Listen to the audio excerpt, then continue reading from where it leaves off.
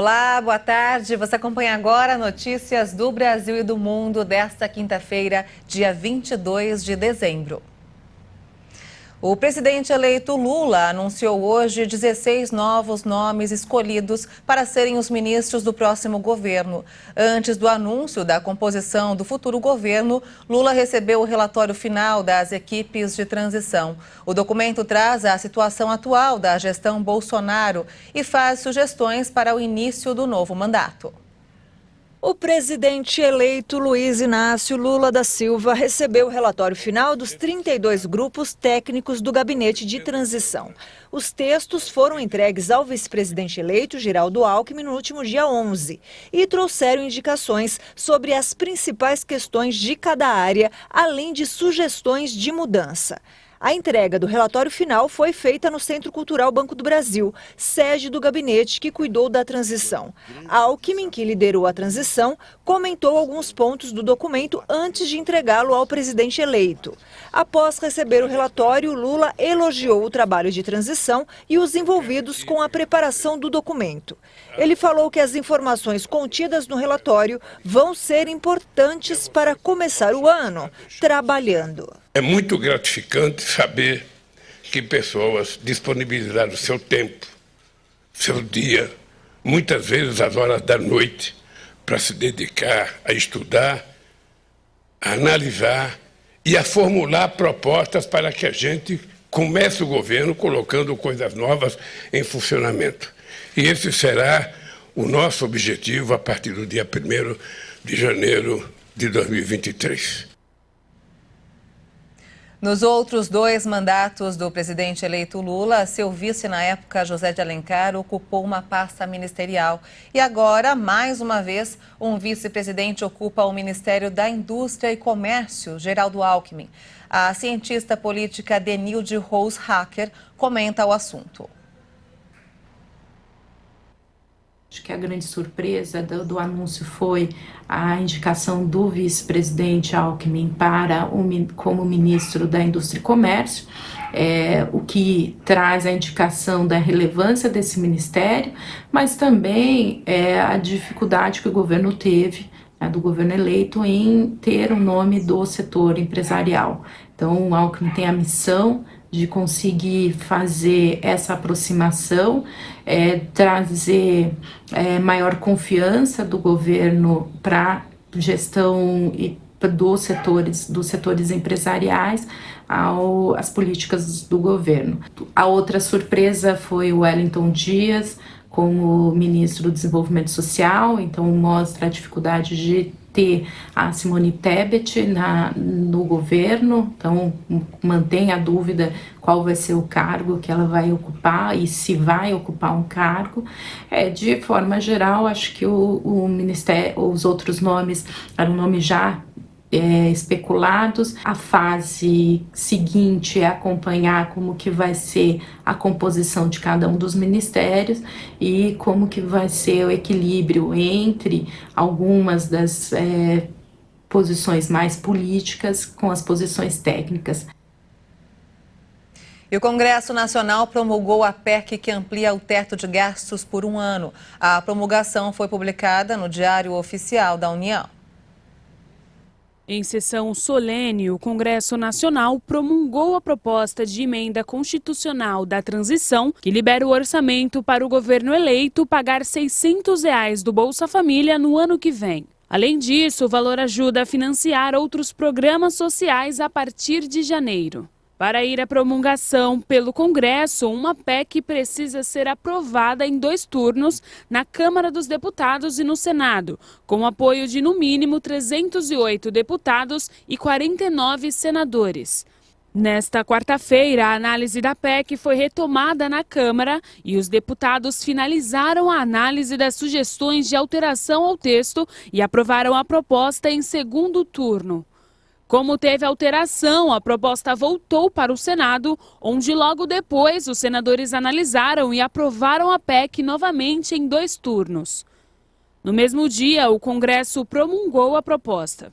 O texto promulgado amplia o teto de gastos em 145 bilhões de reais por ano para o governo manter o pagamento do Bolsa Família e permitir o adicional de R$ 150 reais por família com criança de até 6 anos.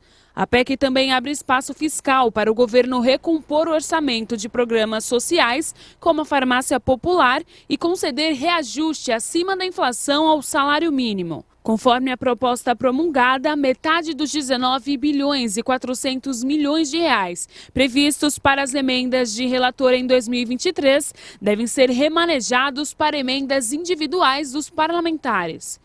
Elas garantem que o projeto para onde forem destinadas precisam ser obrigatoriamente executados. No quarto dia de greve, os aeroportos de São Paulo e Rio de Janeiro têm voos atrasados e cancelados. Os aeronautas reivindicam aumento de salário e melhores condições de trabalho. O Aeroporto Internacional de Guarulhos teve 2 voos com atraso devido à paralisação, mas nenhum foi cancelado. No Santos Dumont, no Rio de Janeiro, 8 voos atrasaram e 2 foram cancelados na partida. Em Congonhas, na Zona Sul paulistana, 5 atrasaram e 4 foram cancelados na partida. E em Campinas, o aeroporto de Viracopos registrou 2 atrasos e 1 voo cancelado durante o período da greve. Já em Confins, Belo Horizonte, foram 5 atrasos e 1 voo cancelado durante esta manhã. O Tribunal Superior do Trabalho determinou que a categoria mantenha 90% dos profissionais em serviço durante a greve. Em caso de descumprimento, a multa é de R$ 200 mil por dia.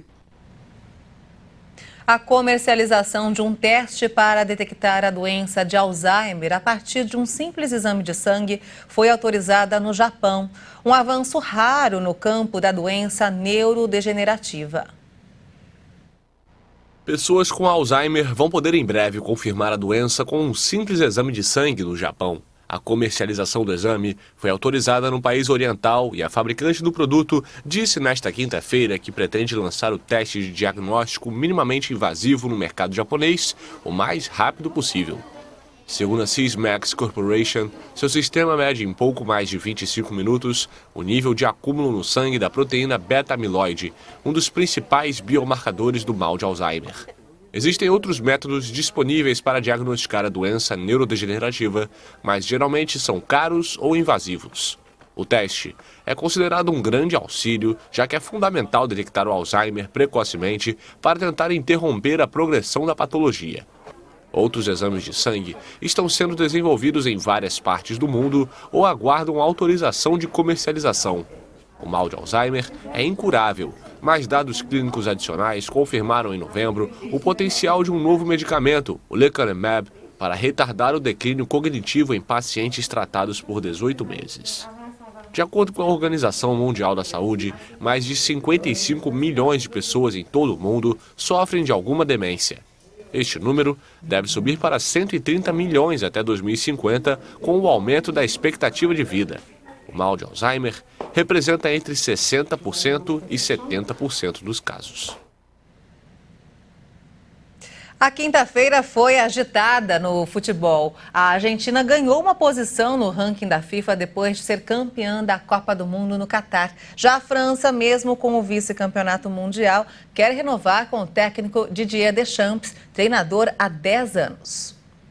A Federação Francesa de Futebol vai se reunir na próxima semana para decidir o futuro do técnico Didier Deschamps. Ainda na França, o atacante Neymar e o zagueiro Marquinhos voltaram a treinar no Paris Saint-Germain 13 dias após a eliminação brasileira nas quartas de final da Copa do Mundo diante da Croácia. Lionel Messi, por sua vez, só vai voltar às atividades no início do mês de janeiro. E por falar em Messi, a Argentina subiu uma posição e agora ocupa o 2º lugar no ranking de seleções da FIFA. Apesar da precoce eliminação no Catar, o Brasil segue na liderança. Caso tivesse vencido a França no tempo normal ou na prorrogação, a nova campeã mundial teria assumido a primeira colocação. Rival da Argentina na fase de grupos, a Polônia demitiu nesta quinta-feira o técnico Czesław Michniewicz. O treinador estava no comando desde janeiro de 2022 e levou a seleção polonesa até as oitavas de final da Copa do Mundo, quando caiu para a França. E essa edição fica por aqui. Você acompanha outras informações logo mais às 5 da tarde com Beatriz do Vale. Eu volto no Jornal das 18h30 ao lado de Juliana Dariva. Até lá.